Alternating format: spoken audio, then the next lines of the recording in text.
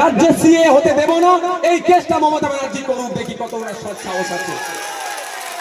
করবে না, কারণ উনি বিজেপির বিরুদ্ধে অবস্থান নিতে কোনোদিনের জন্য পারবে না। কারণ বিজেপির বিরুদ্ধে যদি অবস্থান নেয়, তার দলের নেতারা যেভাবে দুর্নীতি করেছে, ওই দুর্নীতির শিকড় তো কালীঘাটে পৌঁছেছে। কালীঘাটকেও হয়তো জেলের মধ্যে রেখে দেবে। কারণ আমি তার জ্বলন্ত উদাহরণ দিচ্ছি। 2019 সালে সিএএ যারা প্রতিবাদ করেছিল, সংখ্যালঘু থেকে সংখ্যাগুরু সমাজের মানুষেরা ঐক্যবদ্ধ প্রতিবাদ করেছিল।